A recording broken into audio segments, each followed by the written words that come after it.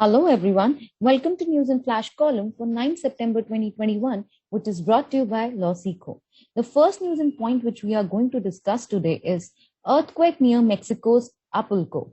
A powerful earthquake struck near the Pacific resort city of Acapulco on Tuesday night, killing at least one person and causing buildings to rock and sway in Mexico City hundreds of kilometers away.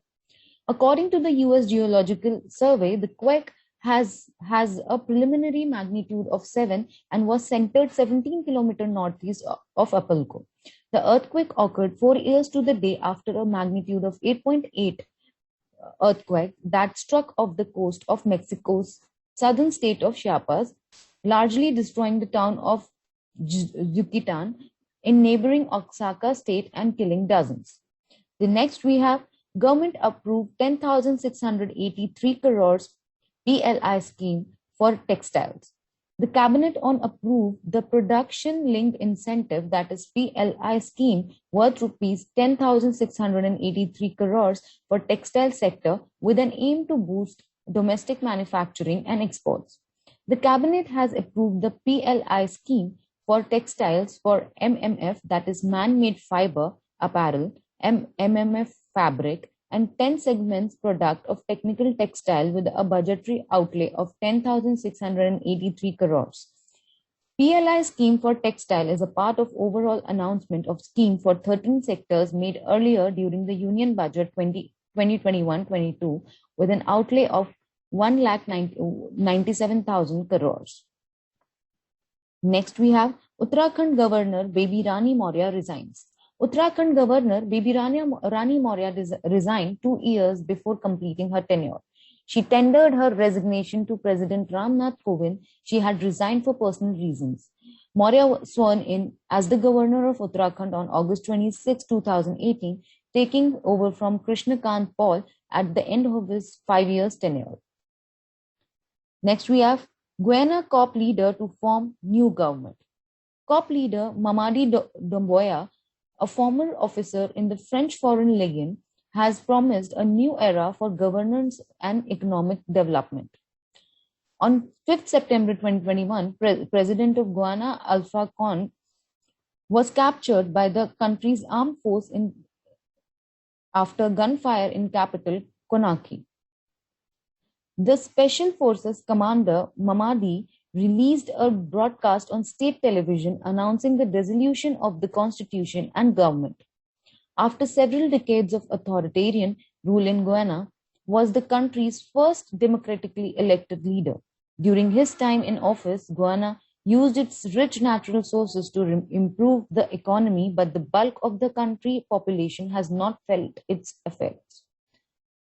Next, we have India to host G20 summit in 2023.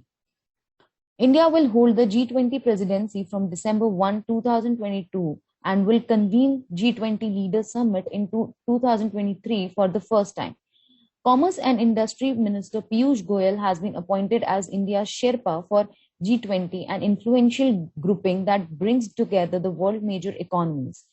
The next G20 summit is scheduled to take place from October 30th to 31st under the Italian presidency. Goyal replaces Suresh Prabhu as India's G20 Sherpas. Next, we have India's first pollen calendar. By studying airborne pollen and its seasonal variations for about 2 years, researchers from Postgraduate Institute of Medical Education and Researcher and Punjab University have created pollen calendar for Chandigarh, arguably the first for any city in India. Titled Pollen Calendar to depict seasonal periodicities of airborne pollen species in a city situated in Indo-Gangetic Plain, India. The study was recently published in the General Atmospheric Environment. Pollen calendars represent the time dynamics of airborne pollen present in particular geographical area. They yield readily accessible visual details about various airborne pollen present throughout the year in a single picture. Next, we have Mexico's top court decriminalizes abortion. Mexico Supreme Court unanimously ruled that penalizing abortion is constitutional. A major victory for advocates of women's health and human rights. The decision in the world's second biggest Roman Catholic country means that court can no longer prosecute abortion cases and follows the historic legalization of right in Argentina, which took effect earlier this year. Next, we have women will be allowed to enter National Defense Academy. The center gave the Supreme Court the good news that it had taken a decision to allow women entry into the National Defense Academy, so far a male bastion for recruitment in the armed forces. If this decision comes through formally on papers, women can prepare for a career in armed forces immediately after class 12th. The Supreme Court asked the government to file an affidavit in this regard by September 22nd, the next date of hearing. It is said that the armed forces was a respected institution, but it had more to do regarding gender equality. The court admitted that it was not a happy situation for it to constantly nudge the authorities into taking action on bettering gender representation. The bench said authorities needed to act by themselves. So this was all for the news and flash today. We hope you like our session. Also, if you wish to follow it, definitely give it a thumbs up and do not forget to subscribe our channel. Thank you so much for watching and do subscribe it.